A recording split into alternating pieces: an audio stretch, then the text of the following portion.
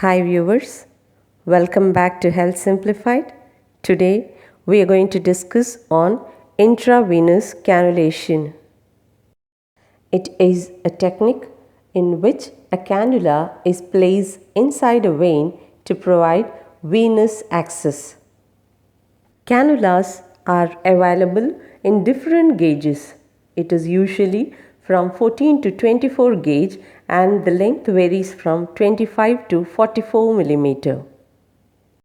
14 gauge cannula is orange in color, 16 gauge is gray in color, 18 is green, 20 is pink in color, 22 is blue and 24 is yellow in color.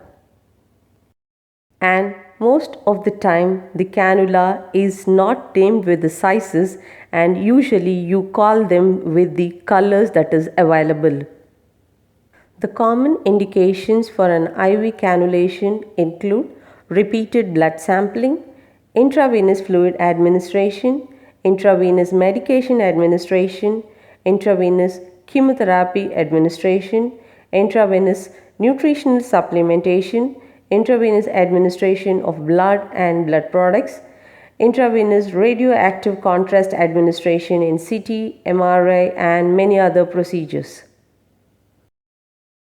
Contraindications for IV cannulation. There is actually no absolute contraindications, but injured, infected or extremely burned areas can be avoided. Some solutions which can cause blisters and tissue leakages, so it is advisable to have a central line in cases of chemotherapy. The equipments required for IV cannulation include a set of sterile gloves, tourniquet, antiseptic solution, 5 ml syringe, sterile gauze, cannula, saline, plaster. Usually the cannula size depends upon the age of the individual. Now let us discuss the pre-procedure.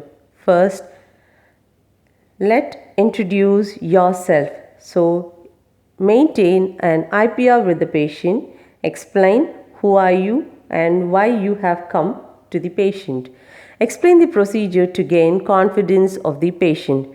Explain the procedure. How are you going to insert and what is the reason why are you going in for an IV cannulation. Check whether adequate light is present in that room so that the veins are adequately visible. Provide comfortable position so that you may not disturb the patient. Next, see to that the arms are well supported by a roller bandage or with a small pillow and explain the patient that he is not supposed to withdraw his arms when you are trying to insert the cannula. Clean the area properly for clear visualization. Next comes the technique of administration of IV cannula. Apply a tourniquet and select the proper vein. See to that you don't have lot of branches and select a vein which is more straight, clearly visible. Apply antiseptic solution to the site and don't touch the site or repalpate the vein again once after you apply the antiseptic solution. Remove the cover of the cannula and see to that you don't contaminate the tip of the needle. So you don't touch the tip of the needle and you are not supposed to place the needle anywhere else outside the sterile area. Once you have selected the vein and if you are very confident that the vein is visible, stretch the skin gently and hold the veins so that it doesn't slip. Then start inserting the needle into the particular vein. Sometimes if the veins are not clearly visible, try with the other extremity. So see to that some veins are prominent on the opposite side of the extremity.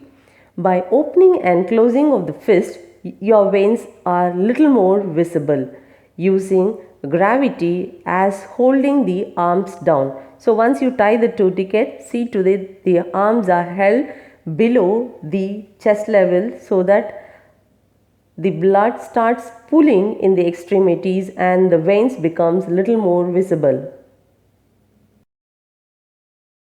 You can also have a gentle tapping or stroking of the site, which may encourage the prominence of the veins.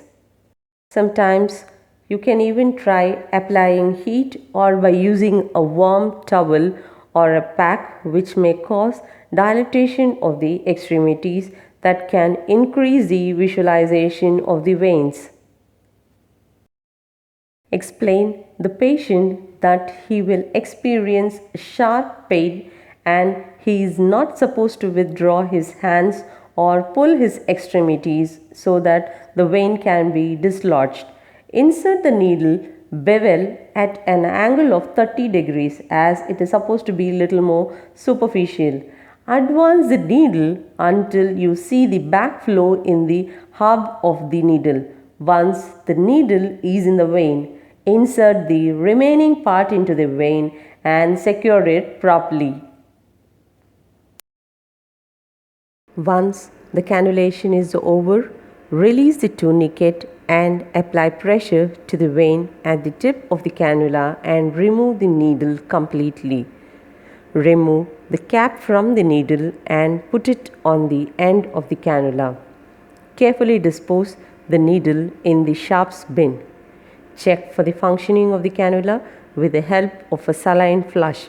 If there is a pain or a bulge in the tip of the cannula, it indicates that there is a displacement of the needle and you are supposed to remove it immediately and search for another site.